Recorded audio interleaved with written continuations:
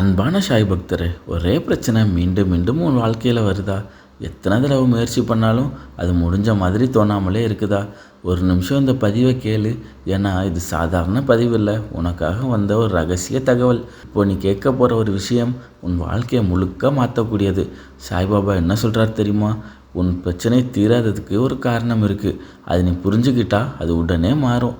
இதை முழுவதும் கவனமாக கேளு. உன் தீராத பிரச்சனை முடிவுக்கு வரப்போகுது. அன்பான சாய் பக்தரே, நீ பல தடவை முயற்சி பண்ணியிருக்க, ஜெபம் பண்ணியிருக்க, பலரிடமும் கேட்டு சொல்யூஷனை தேடியிருக்க. ஆனால் அதே பிரச்சனை இன்னும் உன்னோட இருக்குது. அது ஏன் தெரியுமா? நீ நினைப்ப என்னால் ஏதாவது தவறு ஆகுதான்னு. உண்மை சொல்லணும்னா அது உன் தவறு மட்டும் இல்லை, அது ஒரு புரியாத உண்மை. சாய்பாபா என்ன சொல்கிறார் தெரியுமா? நீ பிரச்சனையை மட்டும் தீர்க்க முயற்சி செய்கிற, ஆனால் அதன் காரணத்தை மாற்ற முயற்சி செய்யலை. அதுதான் முக்கியமான விஷயம். நீ வெளியில் நடக்கிற விஷயங்களை மட்டும் மாற்றினா பத்தாது, உள்ளுக்குள்ளே நடக்கிற விஷயத்தையும் கவனிக்கணும். சில நேரம் உன் பயம், உன் சந்தேகம், உன்னோட எதிர்மறை எண்ணங்கள் இவை எல்லாமே தெரியாமல் அந்த பிரச்சனையை பிடிச்சு வச்சுருக்கும். அதனால தான் நீ எவ்வளவு முயற்சி பண்ணாலும் அது மீண்டும் மீண்டும் திரும்பி வரும். அதனால் இப்போ இருந்து எப்படி இதை முடிப்பதுன்னு கேட்காத, ஏன் இது உருவாகுதுன்னு கேளு. இதுக்கு பதில் கிடைச்சா உன் பிரச்சனை தானாகவே சரியாக ஆரம்பிக்கும். அன்பான சாய் பக்தரே, இப்போ நீ ஒரு உண்மையை நீ கேட்க போகிற. இது கொஞ்சம் கடினமாக இருக்கலாம், ஆனால் இதுதான் ரியாலிட்டி. நம்ம வாழ்க்கையில் நடக்கிற பல பிரச்சனைகளுக்கும் நாமே காரணம். இது டைரெக்டாக இல்லை, நம்மளோட நினைப்புகள் மூலமாக நடக்குது. சாய்பாபா என்ன சொல்கிறார் தெரியுமா? உன் மனசு எப்படியோ உன் வாழ்க்கையும் அப்படி தான் இருக்கும். நீ தினமும் என்ன நினைக்கிற? என்னால் முடியாது, என்னோடய வாழ்க்கை சரியில்லை, எப்போதும் எனக்கு தான் பிரச்சனை. இந்த எண்ணங்களே மெதுவாக உன்னோட ரியாலிட்டியை மாற்ற ஆரம்பிக்கும். நினைக்கிறது தான் நீ அனுபவிக்க ஆரம்பிப்ப. இதுதான் அந்த மறைமுக உண்மை. நீ வெளியில் சொல்யூஷன் தேடுற, ஆனால் பதில் உனக்குள்ளேயே இருக்குது. சில நேரம் நீயே உன்னை தடுக்கிற. உன்னோட பயம், உன்னோட சந்தேகம், உன்னோட எதிர்மறை நம்பிக்கை இதெல்லாம் உன் வாழ்க்கையை மெதுவாக தடை பண்ணுது. ஆனால் ஒரு நல்ல விஷயம் என்னென்னா, நீயே இதை சேஞ்ச் பண்ண முடியும். நீ எப்படி நினைக்கிறேன்னு மாற்றினா உன் வாழ்க்கையும் மாற ஆரம்பிக்கும். சாய்பாபா என்ன சொல்கிறார் தெரியுமா? நீ என்னை நம்பினா நான் உன்னை கைவிட மாட்டேன். அதனால் இப்போ இருந்து கவனமாக இரு. உன் மனசு தான் உன் வாழ்க்கையை உருவாக்குது. அதை சரியாக வச்சுக்கிட்டா உன் பிரச்சனையும் தீர ஆரம்பிக்கும்.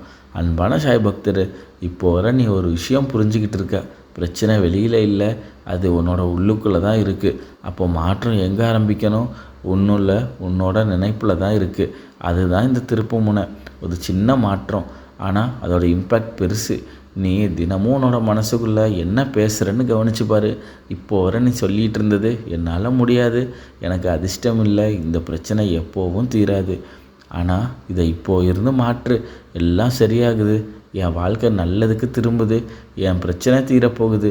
முதல் நாள் இது சும்மா நம்மளை ஏமாத்துகிற மாதிரி தோணும். ஆனால் நீ தொடர்ந்து சொல்லிக்கிட்டே இருந்தால் அந்த நம்பிக்கையை மாறும்.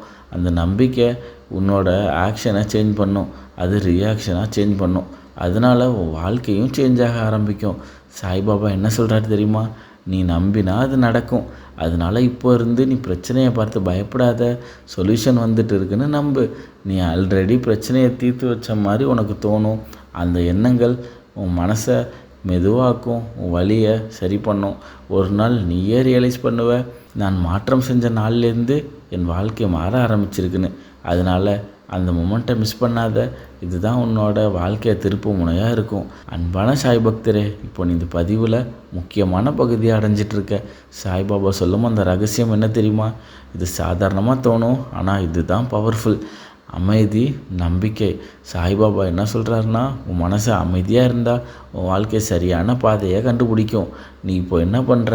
அவசரம், பயம், அதிக எண்ணம் இதெல்லாம் சேர்த்து உன் மனசை குழப்புது. அந்த குழப்பத்தில் சொல்யூஷன் இருந்தாலும் உனக்கு தெரியாது. ஆனால் நீ அமைதியாக இருந்தால் உன் உள்குரல் தெளிவாக கேட்கும். அதுதான் வழிகாட்டும். இதுதான் அந்த சீக்ரெட். அவசரம், பயம், பிரச்சனை நீடிக்கும். அமைதி, நம்பிக்கை, தீர்வு வரும். சில நேரம் நீ எதுவும் செய்யாமல் இருந்தால், அமைதியாக நம்பிக்கையோடு இருந்தால் சரியான விஷயங்கள் தானாக நடக்கும். சாய்பாபா என்ன சொல்கிறார் தெரியுமா? நீ விடாமல் நம்பு, நான் உன்னை கைவிட மாட்டேன். அதனால் இப்போ இருந்து உன்னோட மனசை அமைதியாக்கு, உன் நம்பிக்கையை ஸ்ட்ராங்காக்கு. அப்போதான் உன் பிரச்சனைக்கு தீர்வு வெளிப்பட ஆரம்பிக்கும். அன்பான சாய் பக்தரே, இப்போ வர நீ எல்லாத்தையும் புரிஞ்சுக்கிட்டு இருக்க. ஆனால் ஒரு முக்கியமான விஷயம், ஆக்ஷன் எடுத்தால் தான் மாற்றம் வரும். அதனால் இப்போ இருந்து நீ செய்ய வேண்டியது ரொம்பவே சாதாரண விஷயம். தினமும் காலையில் இல்லைனா இரவு 2 நிமிஷம் அமைதியாக உட்காரு. கண்களை மூடு. ஆழமாக மூச்சை இழுத்து விடு. உன் மனசில் இருக்க டென்ஷனை ரிலீஸ் பண்ணு. அதுக்கப்புறம் உன் பிரச்சனையை ஏற்கனவே தீர்ந்த மாதிரி இமேஜின் பண்ணிக்கோ. நீயே உன்னோட மனசுக்குள்ளே சொல்லு, எல்லாம் சரியாயிடுச்சு, என் வாழ்க்கை நல்லதுக்கு திரும்புது. ஆனால் எதிர்மறை எண்ணம் வந்தால் அதை பிடிச்சு வச்சுக்காத, அதை விட்டுடு. அதுக்கு பதிலாக நம்பிக்கை, அமைதி மட்டும் வச்சுக்கோ. மேலும் உன்னை டிஸ்டர்ப் பண்ணுற விஷயங்கள்லேருந்து கொஞ்சம் விலகியிரு. நல்ல எனர்ஜி தர்ற விஷயங்களோட அதிக நேரம் ஸ்பெண்ட் பண்ணு. இந்த சின்ன சின்ன படிகள் தான் உன்னோட மைண்டையே சேஞ்ச் பண்ணும். அந்த சேஞ்ச் உன் வாழ்க்கையே சேஞ்ச் பண்ணும். அன்பான சாய் பக்தரே, ஒரு விஷயம் மட்டும் நினைவில் வச்சுக்கோ. உன் பிரச்சனை இவ்வளோ நாள் நீடித்தது அது முடிவில்லைன்னு அர்த்தம் இல்லை. அது மாற்றம் தரும் நேரம் வந்துடுச்சு.